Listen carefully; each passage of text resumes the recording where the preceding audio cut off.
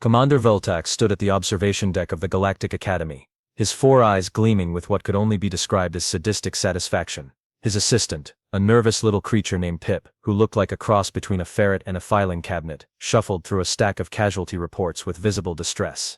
"Sir, the survival course statistics are in," Pip squeaked, his voice cracking on every third word. "Crin 7 has maintained its perfect record. 0% survival rate for the past 6 cycles." Voltak's mandibles clicked together in what passed for a smile among his species. "Excellent. Nothing builds character like a good old-fashioned death trap. The frozen moon of Crin 7 continues to separate the wheat from the chaff, as they say. Actually, sir, it's more like it separates the living from the dead." Pip muttered, then immediately regretted opening his mouth. "Precisely," Voltak boomed, completely missing the point. "The acid snow alone has claimed 47 cadets this semester. And don't get me started on the iceworms. Magnificent creatures, really. 30 feet long, teeth like diamond drills, and they hunt in packs. Nothing says character building like being chased across a frozen wasteland by carnivorous tunnel monsters." Down in the Academy's assignment hall, 3 human exchange students sat around a metal table that had seen better decades. Riley Martinez, a cocky pilot with the kind of grin that suggested she'd never met a rule she couldn't break, was balancing her chair on 2 legs while tossing a stress ball at the ceiling.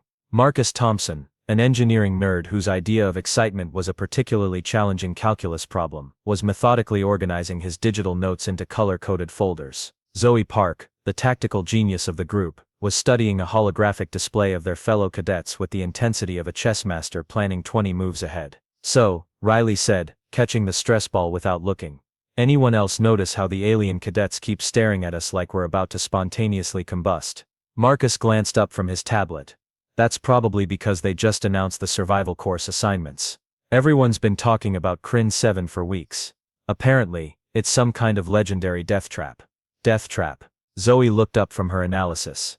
"That's dramatic. How bad could it be?" Their question was answered when a holographic display materialized above their table, showing 3 names in ominous red letters: Martinez, Riley, Thompson, Marcus, Park, Zoe. Below their names in even more ominous letters, Crin 7 Survival Course.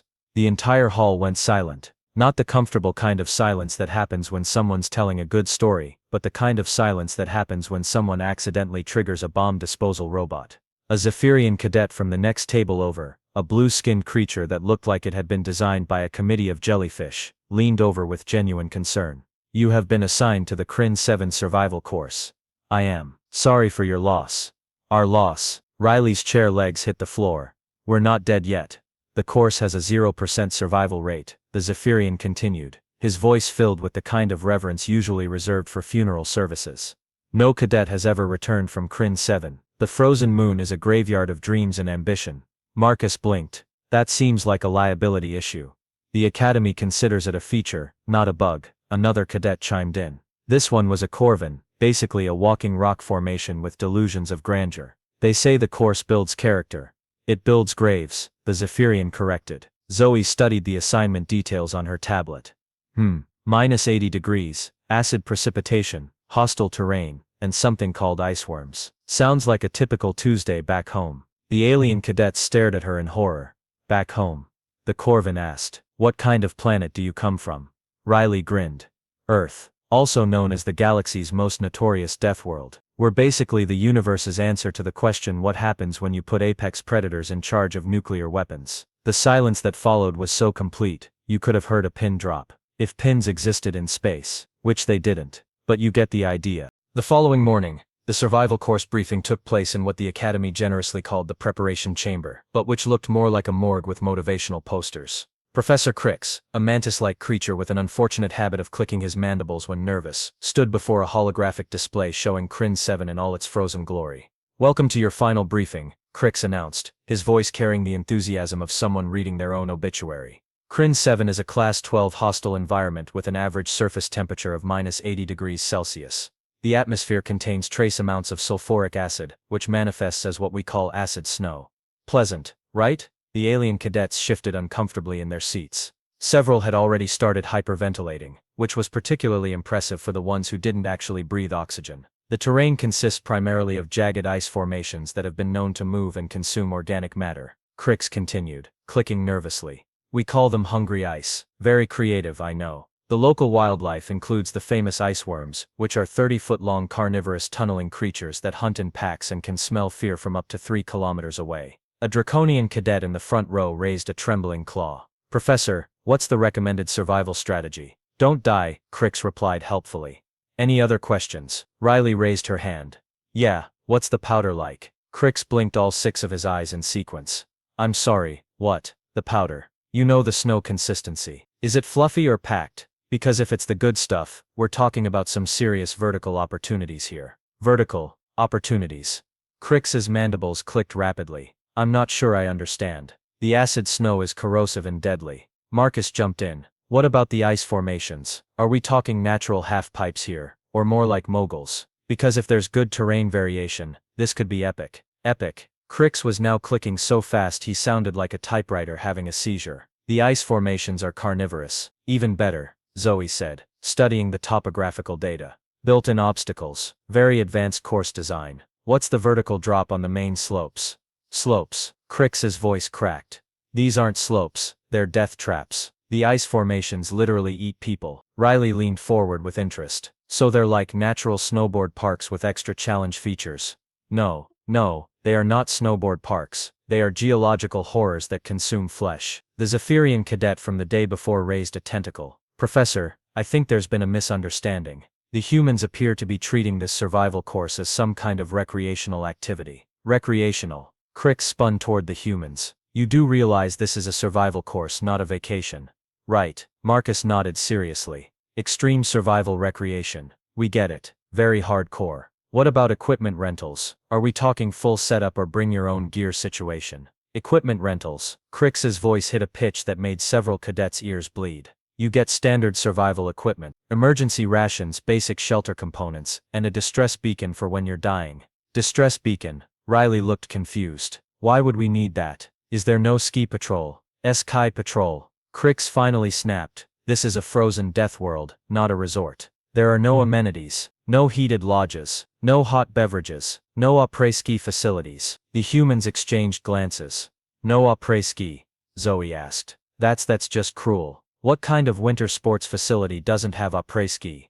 "It's not a winter sports facility," Crix screamed, his mandibles clicking so fast they were practically vibrating. "It's a place where people go to die." Riley shrugged. "Same difference really. Some of the best ski runs on Earth are basically death traps. Half the fun is the risk." Marcus nodded enthusiastically. "Yeah, remember that time we went heli-skiing in the Himalayas? The avalanche zone was amazing. Or that volcano boarding trip in Guatemala," Zoe added. Now that was a real challenge. The alien cadets stared at them in growing horror. "You do these things for fun?" the Corvin asked, his rocky face somehow managing to convey disbelief. "Fun," Riley grinned.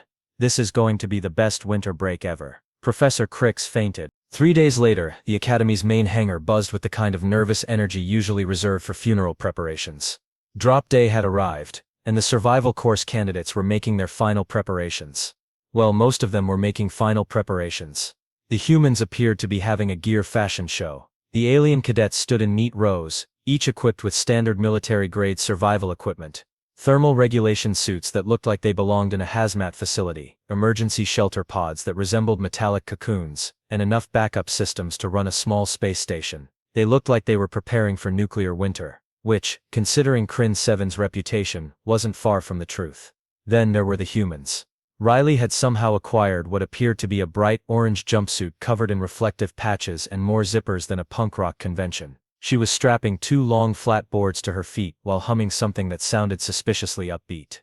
Marcus was wearing a puffy jacket in electric blue that made him look like a walking sleeping bag, complete with goggles that belonged in a chemistry lab and gloves that had more technical specifications than most spacecraft. He was methodically checking a collection of metal edges and binding mechanisms that looked like medieval torture devices.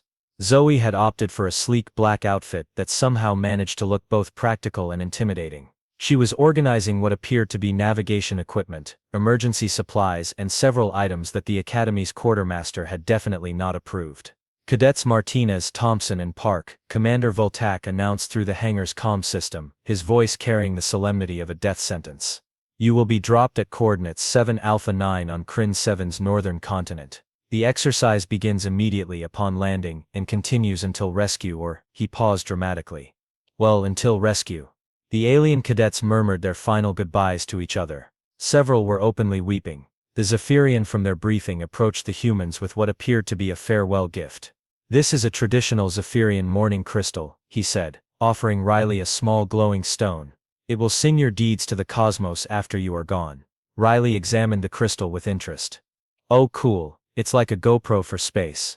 Thanks, this'll be perfect for the action shots." Action shots.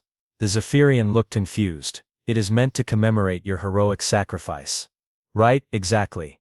Can't have good footage without good sacrifice shots. The lighting on this thing is amazing." Before anyone could explain the fundamental misunderstanding, the dropships arrived.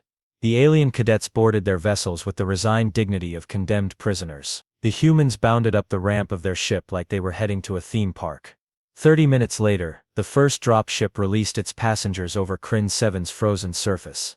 The Academy's monitoring station tracked the cadets' progress on multiple screens, each one showing vital signs, location data, and equipment status. "Drop successful," reported the monitoring officer, a slug-like creature named Gloop, who took his job very seriously. "All cadets have landed safely. Initial scans show temperatures holding steady at -78 degrees with increasing acid precipitation." Commander Voltak nodded approvingly. "Excellent. How long until the first casualty?" "Based on historical data, approximately 4 hours for hypothermia onset, 6 hours for the first iceworm encounter." That's when things started going sideways. The first alarm wasn't from the humans. It was from a Corvan cadet whose emergency beacon activated just 20 minutes after landing. Then another. Then 3 more in rapid succession. Within the first hour, half the alien cadets were either requesting emergency extraction or had gone completely silent. "Sir," Gloop reported, his voice tight with confusion, "we're getting some unusual readings from the human drop zone." "Unusual how?" Voltak demanded. "Well, their vital signs show elevated heart rates, but not from stress. It appears to be excitement, and they're moving at speeds that shouldn't be possible on foot in those conditions." On the main display, 3 rapidly moving dots were carving paths down Kryn 7's mountainous terrain at velocities that defied explanation. The tracking system kept recalibrating, assuming the equipment was malfunctioning. "Sir," Gloop continued, his voice becoming increasingly strained, "I think you need to see this." The visual feed from the surveillance satellites showed something that made Commander Voltak's mandibles drop open in shock. Where there should have been 3 humans struggling for survival in a frozen wasteland, there were instead 3 humans who appeared to be having the time of their lives. Riley was somehow sliding down the mountain at impossible speeds, carving perfect S-curves through the acid snow while letting out whoops of joy that were picked up by the audio sensors. Marcus was following a similar path, but with more technical precision, taking jumps off the hungry ice formations like they were natural ramps. And Zoe appeared to be mapping the terrain while moving, creating what looked like a detailed route guide for optimal mountain navigation. "Are they?" Voltak started. "I believe they are recreating what humans call skiing," Gloop replied weakly. "And they appear to be treating the iceworms as obstacles to avoid rather than mortal threats." An iceworm erupted from the ground directly in front of Riley's path. Instead of screaming in terror, she used it as a natural jump, launched herself 20 feet into the air, and landed gracefully on the other side, while giving what appeared to be a victory gesture. "This is not how the survival course is supposed to work," Voltak said faintly. "No sir," Gloop agreed. "It is not." Back at the Academy monitoring station, what had started as routine surveillance of a survival course had devolved into something resembling a nature documentary about insane humans. Commander Voltak stood frozen in front of the main display, his 4 eyes tracking the 3 human dots as they continued their impossible journey across Kryn 7's surface. "Gloop," he said slowly, "please tell me I'm hallucinating. Please tell me that human cadet did not just turn an iceworm into a recreational vehicle." Gloop, whose species had evolved beyond the need for emotions specifically to avoid moments like this, was somehow managing to look stressed anyway. "Sir, according to the telemetry, Cadet Martinez has not only survived direct contact with a Class A predator, but appears to have domesticated it. She is now riding it like some kind of frozen surfboard." "That's impossible. Iceworms are apex predators. They don't get domesticated. They eat things." "Perhaps someone should inform the iceworm of this fact, sir." On the screen, Riley was indeed surfing down a crystalline slope on the back of what appeared to be a very confused iceworm. The creature's usual hunting behavior had been completely disrupted by encountering something that wasn't afraid of it. Instead of burrowing back underground, it seemed to be going along with the experience, possibly out of sheer bewilderment. And the other two? Veltak asked weakly. Cadet Thompson has apparently solved the hungry ice problem by turning the carnivorous formations into some kind of mechanical system. He's built what appears to be a primitive ski lift using the ice creature's natural movement patterns. The display showed Marcus methodically working his way up the mountainside, having somehow convinced several hungry ice formations that pulling him uphill was more interesting than eating him. The ice creatures, which normally consumed anything organic that came within reach, were now functioning as an impromptu transportation system. "This is insane," Veltak muttered. "What about the tactical specialist?" Cadet Park has established what appears to be a base camp at coordinates 12 Gamma 7. She's gathered some of the alien cadets. Gathered them how? She's rescued 14 of them and appears to be organizing them into some kind of recreational winter sports training program. The satellite feed switched to an overhead view of Zoe's location. What should have been a desperate survival situation had instead become what looked like a ski lodge. The rescued alien cadets were huddled around a structure that appeared to be built from crystallized iceworm secretions and hungry ice formations that had been somehow convinced to stay stationary. "Is that?" Veltak leaned closer to the screen. "Is that smoke? Are they cooking something?" "It appears to be a thermal management system, sir. Cadet Park has created a heating source using controlled acid snow reactions. She's also established what the humans call cocoa preparation facilities." "Cocoa preparation facilities. It's a warm beverage consumption area, sir." The rescued cadets appear to be enjoying themselves. This was too much. Veltak's carefully ordered universe, where survival courses were supposed to build character through near-death experiences, was crumbling. His ultimate test of cadet worthiness had been turned into some kind of winter vacation. "Sir," Gloop continued, his voice taking on the tone of someone delivering particularly bad news, "we're receiving incoming transmissions from the human zone. Put it through." The comm system crackled to life with the sound of Riley's voice, accompanied by what sounded like wind and the distant roaring of iceworms. "Academy Control, this is Martinez. Just wanted to check in and let you know the powder conditions are absolutely fantastic down here. The acid snow adds this really interesting texture to the surface. You should totally market this place." "Market it," Veltak sputtered. "Oh hey Commander. Yeah, this is some premium extreme terrain. The iceworms are like natural half-pipes, and the hungry ice formations make for some really technical route planning. Thompson's got this whole mechanical lift system going, and Park's set up a base camp that's better than most ski lodges." Marcus's voice joined the transmission. "Commander, from an engineering perspective, this environment is fascinating. The iceworms have this incredible tunneling system that could revolutionize underground transportation. And the hungry ice formations are basically organic construction equipment. With proper safety protocols, this could be an amazing training facility." "Training facility," Veltak's voice cracked. Zoe's voice came through with the calm professionalism of someone giving a status report. "Sir, we've successfully extracted 14 alien cadets and established a secure perimeter. The local wildlife is manageable once you understand their behavioral patterns. The iceworms are actually quite docile if you don't smell like prey, and the hungry ice formations can be negotiated with using basic thermodynamic principles." "Negotiated with?"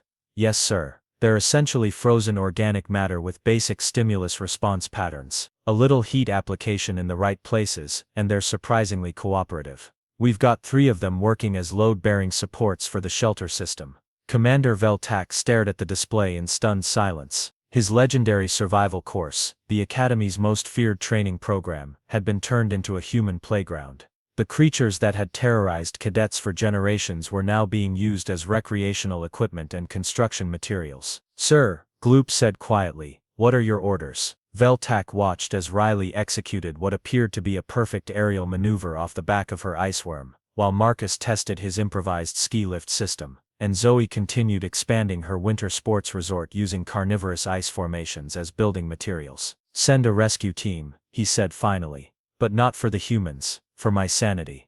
Commander Voltak's rescue operation launched with all the pomp and circumstance of a military campaign. 3 fully equipped rescue vessels, each carrying emergency medical teams, survival specialists, and enough thermal equipment to heat a small moon, descended toward Kryn 7's surface. The mission briefing had been clear: extract the surviving cadets from the frozen hellscape and try to salvage some dignity from the Academy's most embarrassing training exercise failure in recorded history. Captain Thorne, a grizzled veteran who'd seen more rescue operations than hot meals, led the primary extraction team. His species, the Voldorians, were known for their unflappable calm under pressure. Nothing rattled them. They were the galaxy's premier crisis response specialists. That reputation was about to be thoroughly tested. Approaching the human zone now, Thorne reported as his vessel descended through Kryn 7's acidic atmosphere. Preliminary scans show, wait, that can't be right. What are you seeing, Captain?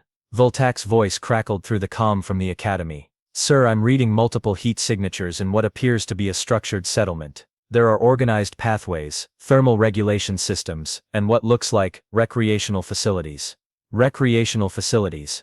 Yes, sir. The scanner is identifying marked trails of varying difficulty levels, what appears to be a central gathering area, with seating arrangements, and some kind of elevated observation platform. The rescue ship broke through the cloud cover, and Captain Thorne's legendary Voldorian composure cracked like ice in a thermal shock. Below them, carved into the mountainside of Kryn 7, was what could only be described as a winter sports resort. Command, are you seeing this? Thorne's voice had lost its professional edge. The satellite feed showed a sprawling complex that defied every assumption about survival on Kryn 7. Riley had apparently expanded her iceworm transportation system into a full network of what she called biomechanical slope access. Multiple iceworms had been convinced to create a series of tunnels and surface routes that formed an intricate trail system. The creatures seemed to be enjoying their new role as living ski lifts, judging by the content rumbling sounds they were making. Marcus had gone completely overboard with his engineering projects. The hungry ice formations had been transformed into a sophisticated infrastructure system. Some had been shaped into perfect ramps and jumps, others formed protective barriers and shelter walls, and a few had been converted into what appeared to be mechanical lifts and pulley systems.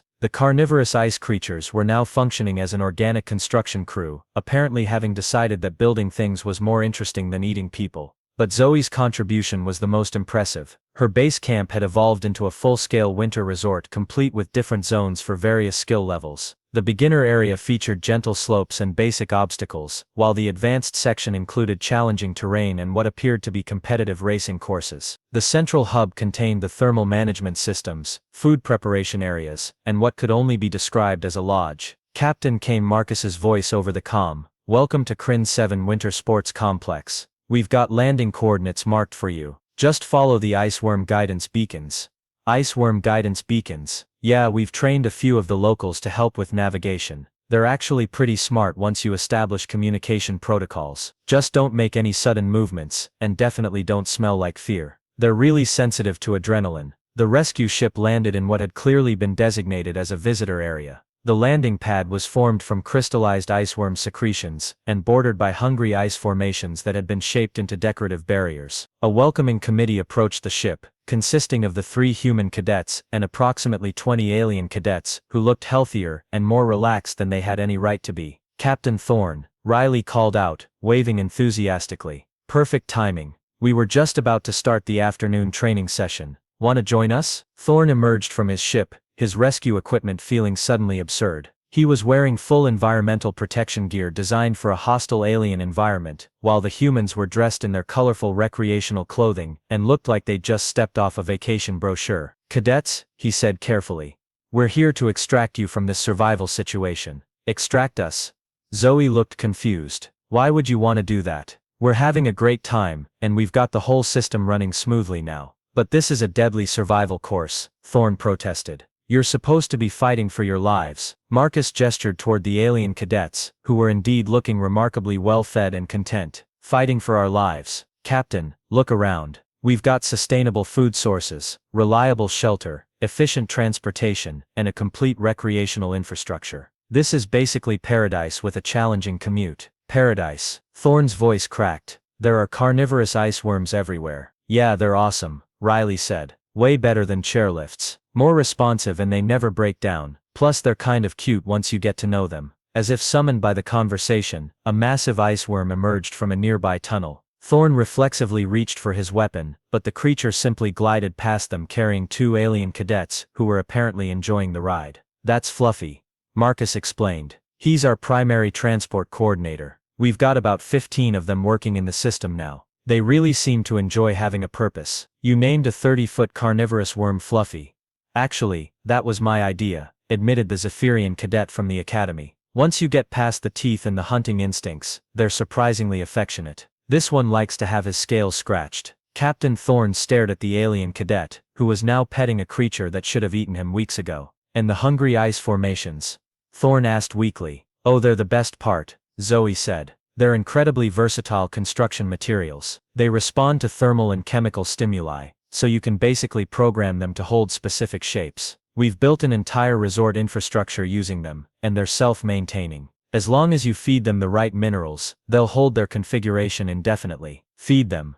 Yeah, they're not really carnivorous, Marcus explained. They're more like organic mineral processors. The whole eating people's thing was just a defense mechanism, because they didn't know how to communicate their actual nutritional needs. Once we figured out they wanted calcium and iron supplements, they became incredibly cooperative. Thorne looked around at what should have been a frozen wasteland of death, and saw instead a thriving winter sports community. Alien cadets were learning to navigate the terrain, ice worms were providing transportation services, and hungry ice formations were functioning as both architecture and recreational equipment. Sir, he reported back to the academy, the extraction is going to be more complicated than anticipated. Why? Voltak's voice came through the comm. Are there casualties? No, sir. The problem is that nobody wants to leave. What do you mean nobody wants to leave? I mean, sir, that the cadets have established a functioning society here. They've domesticated the local wildlife, built sustainable infrastructure, and created what appears to be the galaxy's first extreme winter sports resort. The alien cadets are requesting extended training time, and the humans are asking if they can bring friends next semester. The silence from the academy was deafening. Captain, Voltak said finally, please tell me you're joking. Sir, I wish I was. But I'm looking at a ski lodge built from carnivorous ice formations, transportation provided by trained ice worms, and a hot chocolate bar that's apparently become the social center of the entire operation. The humans haven't just survived Trin 7, they've colonized it, and turned it into a resort. Thorne added, watching as Riley demonstrated proper ice worm mounting techniques to a group of fascinated alien cadets. Sir, came Zoe's voice over the comm.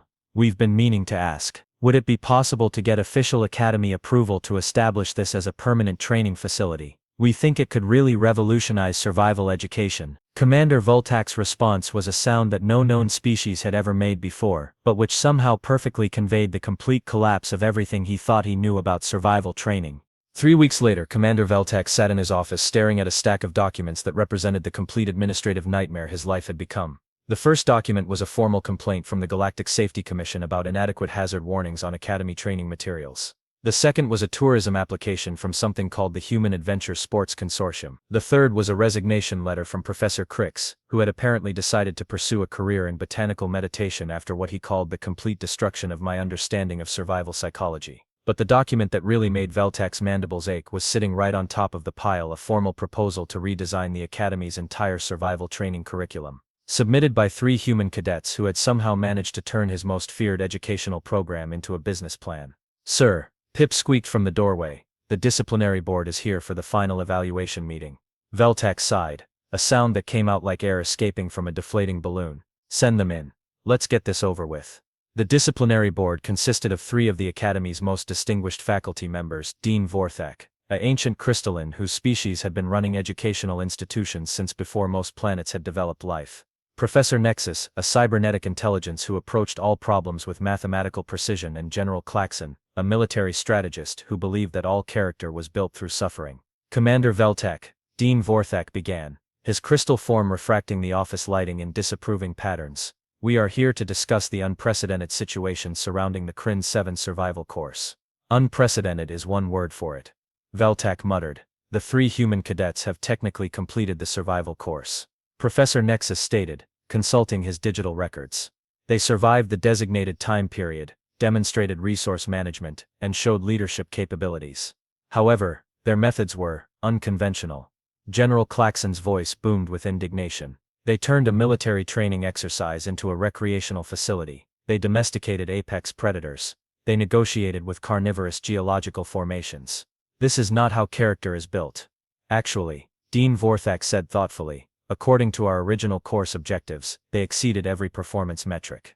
They demonstrated survival skills, environmental adaptation, resource utilization, leadership, and crisis management.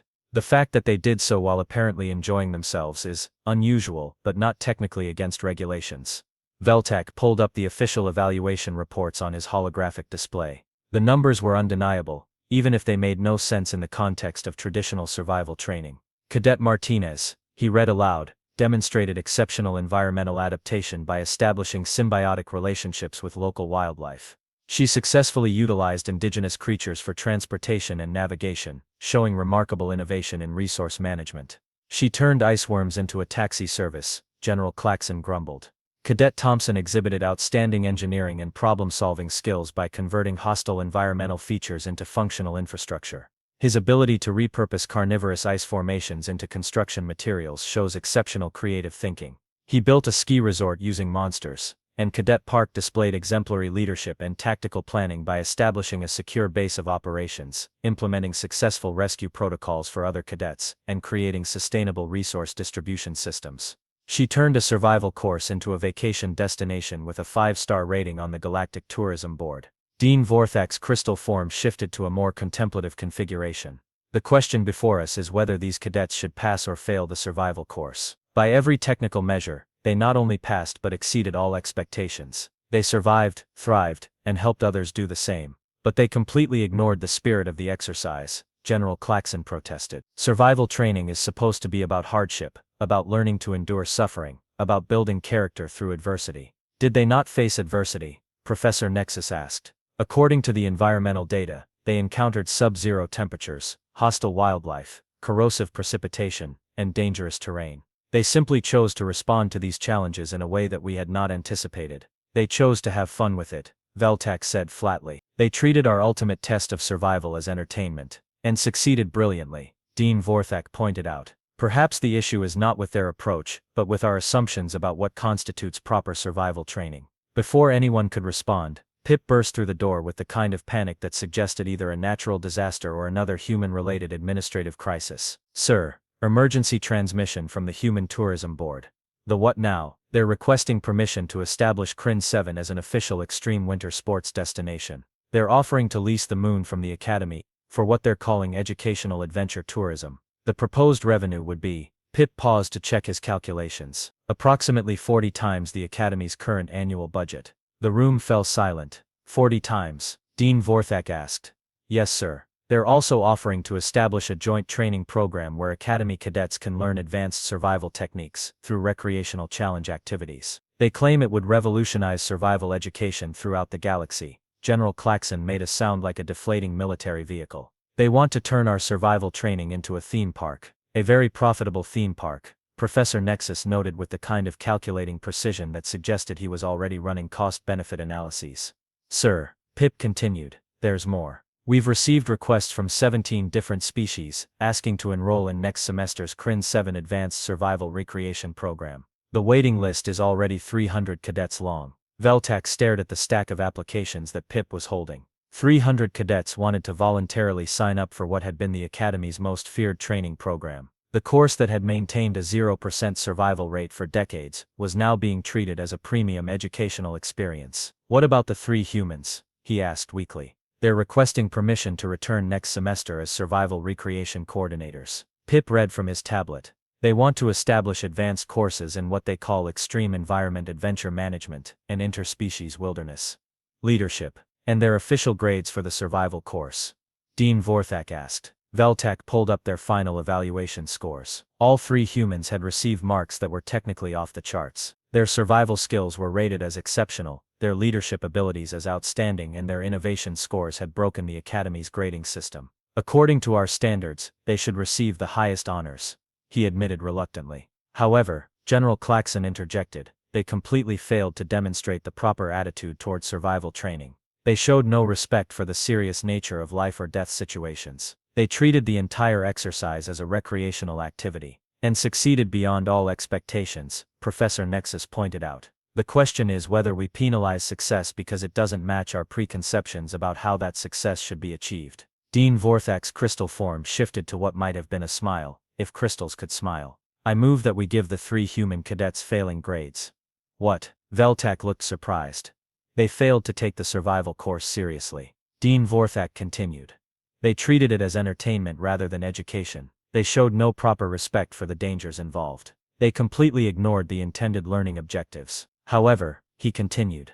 I also move that we immediately hire them as faculty members for our new Advanced Survival Recreations program, and that we officially redesign the CRIN 7 course as a joint survival training and tourism facility. The room was quiet for a long moment. So they fail the course, but get promoted to teaching it? Veltak asked. Exactly. We maintain our academic standards while acknowledging that they've discovered something we never considered, that survival training might be more effective when people actually want to survive. General Claxon grumbled something about the decline of proper military discipline, but even he had to admit that a training program people volunteered for was probably better than one that required conscription. All in favor? Dean Vorthak asked. The vote was unanimous. 6 months later, the CRIN 7 Extreme Survival Resort and Training Facility was officially opened by the Galactic Academy. The ribbon-cutting ceremony was performed by Riley Martinez, who arrived on the back of an iceworm she'd named Powder, while Marcus Thompson demonstrated the new automated Hungry Ice lift system he'd designed for beginners. Commander Veltak watched from the observation deck as hundreds of cadets from across the galaxy learned survival skills while having the time of their lives. The Academy's revenue had increased by 400%, student satisfaction ratings had reached record highs, and the waiting list for survival training was now measured in years rather than semesters. Sir,